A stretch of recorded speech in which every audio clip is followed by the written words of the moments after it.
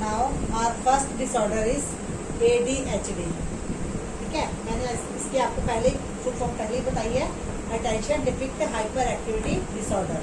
ठीक है, नेम से पता लगता है अटेंशन डिफिक्ट यानी कि अटेंशन का ना होना, हाइपर एक्टिविटी बहुत ज़्यादा एक्टिव होना, हाइपर एक्टिव डिसऑर्डर। ठीक है, ये इसमें ये इसी के नेम में ही इसकी जो प्रॉब्लम है वो छुपी हुई है।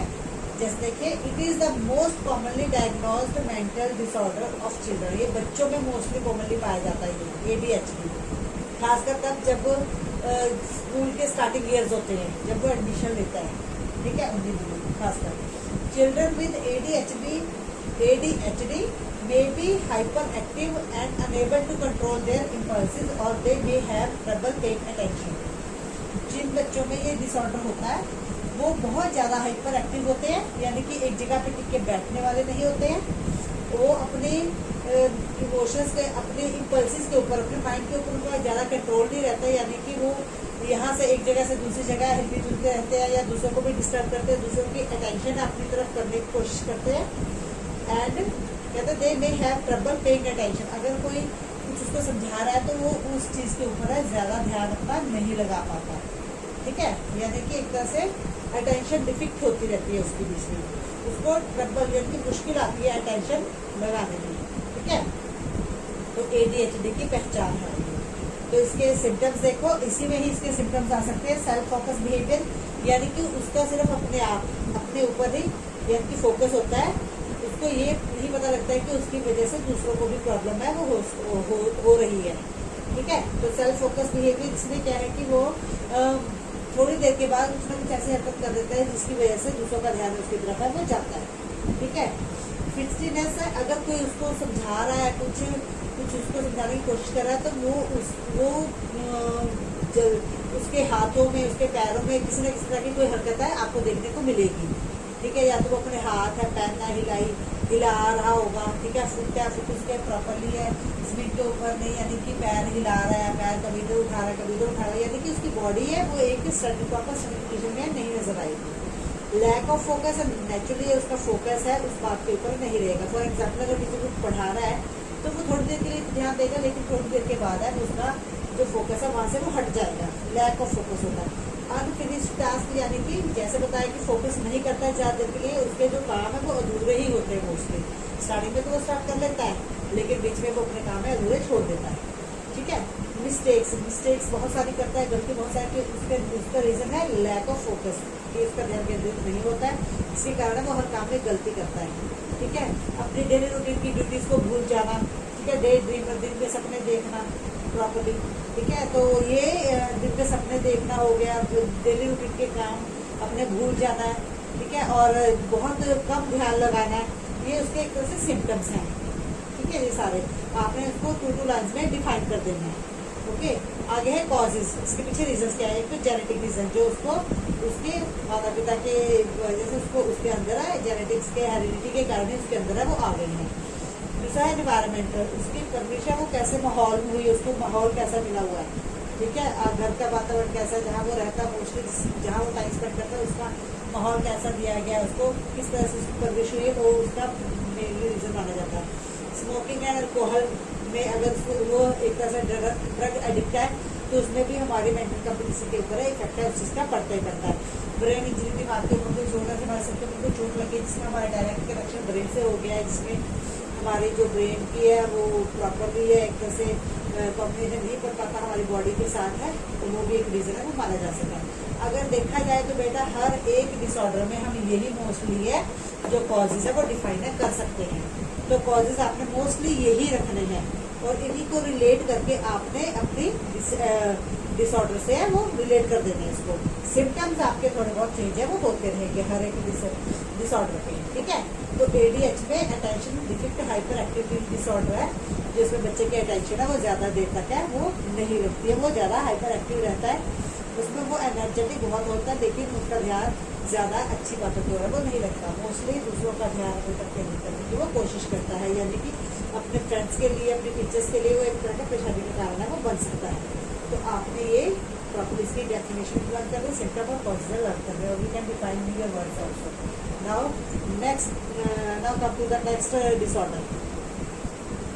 एसपीडी, ये हमारा दूसरा डिसऑर्डर है जिसकी फुल फॉर्म है सेंसरी प्रोसेसिंग डिसऑर्डर। ठीक है, नेम से पता लग रहा है जो प्रोसेस जो भी हमारी बॉडी द्वारा कुछ एक्शंस परफॉर्म किए जाते हैं, जो कि हमारी सेंसरी ऑर्गन्स द्वारा हमें आगे कमांड किए जाते हैं। ठीक है, तो उसमें कुछ प्रॉब्लम आ जाना, कहने का मतलब है SPD is a condition in which the brain has trouble. ये एक एसपीडी यानी सेंसरी प्रोसेसिंग डिसऑर्डर में एक ह्यूमन की कंडीशन ऐसे बन जाती है जिसमें उसका जो दिमाग है it's the brain has trouble, जो उसका दिमाग है उसको बड़ी परेशानी होती है इसमें receiving the receiving and responding, यानी कि कुछ सिग्नल्स लेने और उसका रिस्पॉन्स देना। ठीक है, जैसे ये पेन यहाँ पे पड़ा है, ठीक है, मेरे माइंड ने बोला कि ये पेन उठाना है, तो मेरे बॉडी द्वारा ये पेन पिक दे गया। ठीक है, यानी कि ये रिसीव किया मेरे माइंड ने, सोचा तो मेरे माइंड ने, और मैंने उसका रिस्पॉन्ड किया। ठीक है, receiving and responding to information that comes in through the senses, जो हमारे सेंसेस द्वारा कोई भी इंफॉर्मेशन आती है, ठीक है, वो प्रॉपरली हमें नहीं पता लगती। ठीक है, फॉर एग्जाम्पल कई बार हमारी जो सुनने की शक्ति है वो खत्म हो जाती है।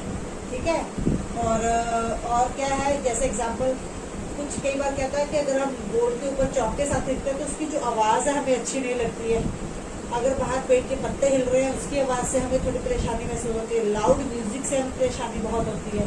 ठीक है, कुछ लोगों को इन चीज़ों से कोई प्रॉब्लम नहीं होती, जिनको इन चीज़ों से प्रॉब्लम है ऐसी, ठीक है, ऐसी सेंसरी प्रोसेसिंग से उनको प्रॉब्लम है, वो एसपीडी के अंदर है, वो आती है। ठीक है, तो इसके कुछ सिम्टम्स है, अफेक्ट मल्टीपल सेंसेस, यानी कि इसमें हमारी बहुत सारी सेंसेस के सेंसरी प्रोसेसिंग की जो प्रॉब्लम्स है वो देखी जा सकती है, जैसे सुनने की, देखने की, टच करने की। हमें नहीं अच्छा लगता कि कोई हमें थोड़ा सा टच भी करे, किसी को हाथ लगा तो एकदम से पसंद चिढ़ जाता है। ठीक है, तो उसमें कुछ प्रॉब्लम हो जाना, अगर हमने किसी ठंडी चीज़ को हाथ लगाया तो वो हमें ज़्यादा ठंडी नहीं लगती, यानी कि कुछ दूसरे पर्सन उसको हाथ लगाया बोले बहुत ठंडी, हमें लगा हमें ठंडी नहीं लगी। ठीक है, तो यानी कि कुछ ऐसी प्रॉब्लम्स है, बहुत सारी इसमें इस डिसऑर्डर में बहुत सारी हमें जो सेंसेस है वो मल्टीपल सेंसेस अफेक्ट हुई नजर आती है। ठीक है, सेकंड पॉइंट इज ओवर और अंडर रिस्पॉन्सिव। ठीक है, ऐसा पर्सन जिसको सेंसरी प्रोसेसिंग डिसऑर्डर की प्रॉब्लम है, तो वो पर्सन है कुछ छोटी सी हरकत के ऊपर भी उसका कई बार इतना ज्यादा ओवर रिस्पॉन्स हो जाता है। ठीक है, या कई बार वो रिस्पॉन्स है वो देता ही नहीं। फॉर एग्जाम्पल अगर हवा से किसी पेड़ के पत्ते हिल रहे तो उसकी आवाज से डर के भी वो नहीं छिप जाता है, और कई बार क्या है कि कोई इतनी डरावनी आवाज सुनने के बाद भी उसका रिस्पॉन्स है वो जीरो होता है। ओके, तो ओवर और under responsive. Next point is do not handle the changes, यानी कि उसके आसपास के एनवायरनमेंट में जो चेंजेस हो रही हैं उनको वो प्रॉपरली हैंडल नहीं कर पा रहा है। फॉर एग्जाम्पल कि अगर कोई भी छोटी मोटी बहस चल रही है किसी के साथ, किसी पर्सन की, तो उसके ऊपर भी उसका वो अपना टेम्पर है इतना ज़्यादा हाई कर लेता है, या उसके ऊपर ज़्यादा गुस्सा आता है कि वो अपने आप को कंट्रोल नहीं कर पाता, और थोड़ी देर के बाद है वो बिल्कुल काम डाउन हो जाता है। ठीक है, तो एकदम से इसमें चेंज देखने को मिलती है, कुछ ऐसे सिम्टम्स होते हैं एसपीडी वाले पर्सन की। तो कॉजेज मैंने आपको बताई है कि वो हमारे मोस्टली सेम ही रहेंगे, genetics, environmental, smoking alcohol and brain injury. ठीक है, जिनकी एक्सप्लेनेशन आपने अकॉर्डिंग टू द डिसऑर्डर है वो उससे रिलेट करके कर देंगे। तो ये था आपका एसपीडी, सेंसरी प्रोसेसिंग डिसऑर्डर, और जो हमारा अगला है वो भी सेम हम ऐसे ही करेंगे। Now come to the next disorder. Now next disorder is ASD, autism spectrum disorder. ठीक है, यानी कि ये एक ऑटिज्म स्पेक्ट्रम यानी कि एक पट्टी की तरह है, जैसे इंद्रधनुष होता है ना एक पट्टी, उसमें 7 कलर्स होते हैं, same as it is ASD, autism spectrum disorder, यानी कि इसमें बहुत सारे एक पर्सन की जो स्किल्स है, इसकी कम्युनिकेशन स्किल्स होगी, उसकी सोशल स्किल्स होगी, बहुत सारी स्किल्स है इसमें वो ऐड हो जाती हैं। ठीक है, यानी कि उनमें उसको प्रॉब्लम नजर आती है। तो देखते हैं इसमें क्या, इसका मीनिंग क्या है। इट इज अ न्यूरोलॉजिकल, यानी कि हमारे दिमाग से रिलेटेड, एंड डेवलपमेंटल, यानी कि दिमाग से रिलेटेड उसकी डेवलपमेंट, यानी कि जैसे जैसे हम कहते हैं ना एक पर्सन कुछ सीखता जाता है, जैसे जैसे वो बड़ा होता जाता है उसके एक्सपीरियंसेस है वो आगे जाके काम आते हैं और उसकी स्किल्स में और निखार आता जाता है। तो इस जगह पे वो बात नहीं है। ठीक है, ASD में it is a neurological and developmental disorder that begins early in childhood, बचपन से शुरुआत हो जाती है, and last through out the person life, और पर्सन की एंड तक लाइफ तक उसके साथ है वो रहता है। ठीक है, यानी कि इसकी पहचान है जब वो किसी से बातें करता है या अपने कोई काम करता है और दूसरों को अपने जो अपनी इमोशंस है वो जाहिर करता है, उससे उसकी पहचान है वो हो सकती है। इट अफेक्ट्स कम्युनिकेशन स्किल्स, यानी कि एएसडी में पर्सन की क्या इफेक्ट होती है, उसकी कम्युनिकेशन स्किल, चाहे वो वर्बल है चाहे वो नॉन वर्बल है। ठीक है, एंड उसका बिहेवियर, इंटरेक्शन है, दूसरे लोगों से बातचीत करना, और रेपिटेटिवनेस, यानी कि बार बार वो काम है दोहराना उस चीज को।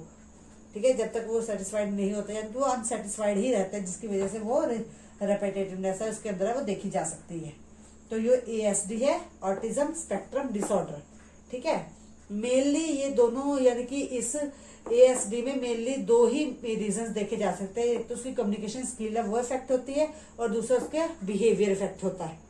ठीक है, इससे उसकी पहचान होती है। तो उसके सिम्टम्स देखिए, रेपिटेटिव बिहेवियर जो मैंने आपको पहले बताया। दूसरा, getting upset by slightly changes, अगर उसकी रेपिटेटिव में मैंने आपको बोला कि एक काम वो बार बार करता है, अगर अपने घर की सेटिंग की है तो उसको बहुत बार बार, अगर उसमें कोई हल्की सी भी चेंजेस कोई कर दे तो वो उसको मंजूर नहीं होते, वो दोबारा उसको फिर से वही पे लाके खड़ा कर देता है, दोबारा वही से वो चेंजेस दोबारा कर देता है, यानी कि वो अपसेट हो जाता है। स्लाइटली से कोई भी चेंज हो उसकी लाइफ में वो बहुत अपसेट हो जाता है उन चीजों से। लिटिल आई कॉन्टेक्ट, जब वो किसी से बात करता है तो उसमें इतना कॉन्फिडेंस नहीं होता कि वो प्रॉपर डायरेक्टली आई कॉन्टेक्ट के साथ है उसके साथ है बात कर सके, यानी कि कॉन्फिडेंस बहुत कम होता है उसका। किसी से जब वो इंटरेक्शन करता है तो उसका आई कॉन्टेक्ट है बहुत कम होता है। ठीक है, gestures do not match, gestures होते हैं हमारी बॉडी द्वारा की जाने वाले हरकतें, यानी कि हम अगर कुछ बोल रहे हैं, जैसे मैं आपको कुछ समझा रही हूँ तो सेम एज इट इज मेरा हैंड है वैसे वर्क कर रहा है। ठीक है, तो सेम एज इट इज जिस पर्सन को एएसडी की प्रॉब्लम होगी उसके जेस्चर्स है उसकी लैंग्वेज के साथ, उसकी यानी कि जो वो प्रोनाउंस कर रहा है वर्ड्स है उनके साथ वो मैच नहीं करेंगे। ठीक है, तो नेक्स्ट है अनयूजुअल टोन ऑफ वॉइस, यानी कि अगर हम कुछ किसी से बात करते हैं तो कुछ वर्ड्स ऐसे होते हैं, कहीं पे स्ट्रेस देते हैं, कहीं पे हम पॉज देते हैं, और कुछ हम स्लाइटली फ्लो में बोल जाते हैं। तो यानी कि अलग अलग टोन्स, वॉइस ऑफ टोन्स मिला के हमारे जो सेंटेंस है वो कंप्लीट होते हैं। लेकिन जिन पर्सन में एएसडी की प्रॉब्लम होती है उनकी जो वॉइस ऑफ टोन है वो अनयूजुअल होती है, यानी कि या तो बिल्कुल फ्लो में रहेगी या फिर जैसे रोबोट जैसे बोलते हैं वैसे बोलेंगे, उस तरह से वो बोलते हैं। ठीक है, या फिर यानी कि एक सॉन्ग जैसे गा रहे हैं उस लय में वो बोलते हैं, यानी कि वो उनमें वर्ड्स को डिफाइन करने के लिए वो स्ट्रेस उन चीजों के ऊपर नहीं दिया जाता, उन वर्ड्स के ऊपर नहीं दिया जाता जिनके ऊपर उनको देना चाहिए, जिससे वो सेंटेंस का मीनिंग प्रॉपर्ली उनकी बात है जो प्रॉपर क्लियर हो सके।